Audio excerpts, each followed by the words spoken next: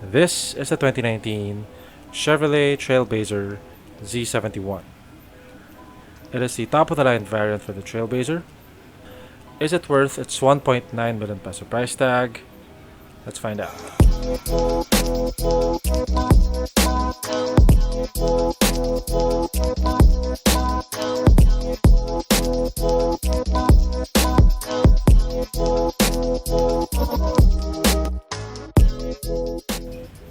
You definitely cannot mistake the Z71 for any other variant because it's not so subtle when it comes to badging.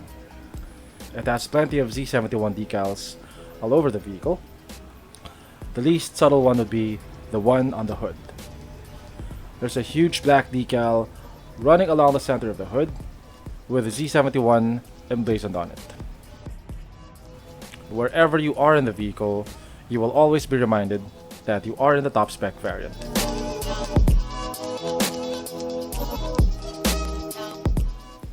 The Trailblazer shares the same platform with the MuX. It's hard to tell from the front, but when you look at it from the side, you'd see a bit of the family resemblance.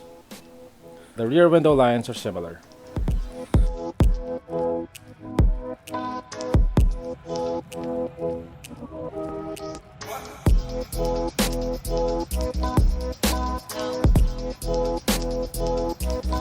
Viewed from the front, with its sharply angled headlamps and its bulging fenders, I think the MuX is the more aggressively designed of the two.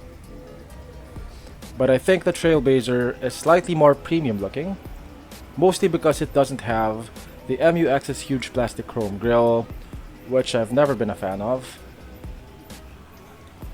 While the two vehicles share the same platform, the Z71 is a bigger vehicle. It is longer, it is wider, and it is also taller. That translates to slightly more interior space.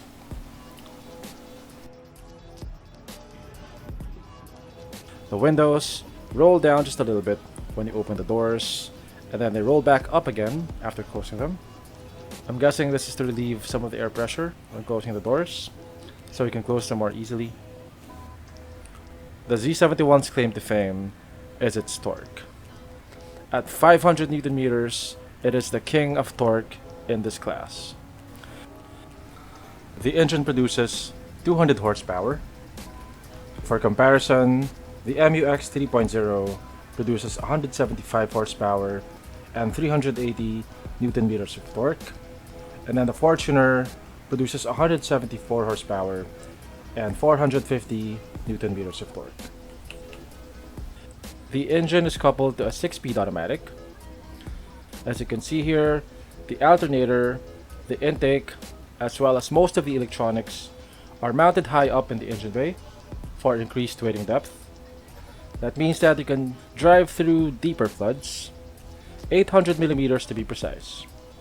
It is exactly the same as the Everest's wading depth. For comparison, the MuX's wading depth is only 600 millimeters.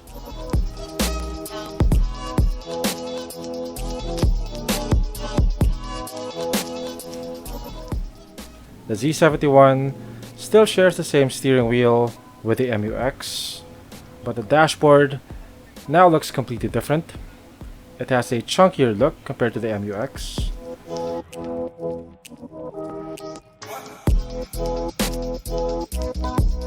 It has an 8-inch screen with Apple CarPlay and Android Auto. There's plenty of leather all over the interior. The steering wheel is covered in leather, but it feels a bit too firm. So firm that I thought it was made of hard plastic at first. It's not very well padded. The seats are covered in stitched leather. It has power adjustable front seats.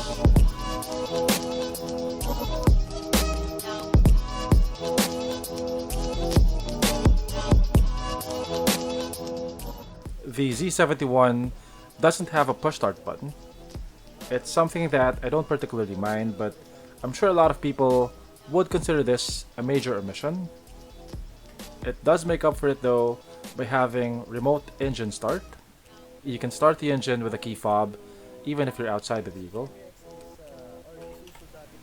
Another disappointment is that it only has single zone climate control. It also doesn't have the roof-mounted 10-inch display of the MuX. The MuX also has interior ambient lighting, which makes the interior look a bit fancier, I guess.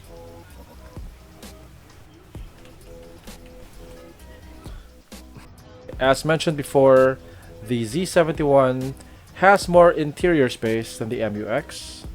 It is especially noticeable at the third row. I'm 5'8", and I can sit up with my hair just slightly brushing against the roof. The vehicle has ample space at the second row. It has roof-mounted aircon vents. Also, the aircon controls are roof-mounted. I have sufficient legroom and headroom. The Z71 only has 2 airbags, which is a bit of a letdown, but it should be noted that even the top of the line MuX only has 2 airbags. The Trailblazer does have more active safety features though, like lane departure warning, blind spot monitoring, and collision alert. These are features that the MuX doesn't have.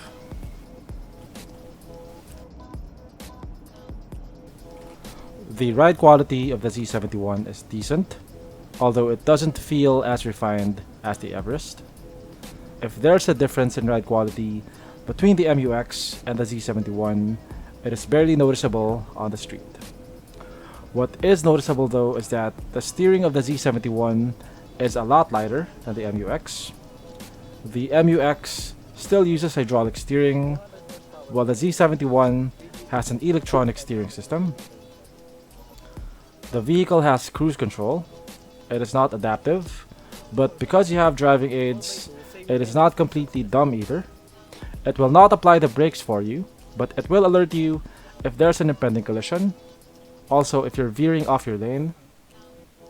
The MuX doesn't have these features, and I believe they make a huge difference in terms of safety. The vehicle is adequately powered. It feels relatively punchy on the road. You can definitely feel the power difference between the Z71 and the MuX. On the negative side, a lot of engine noise seems to get inside the cabin. It is the same with the MuX actually. Sound insulation for the Z71 and the MuX aren't as good as on the Everest.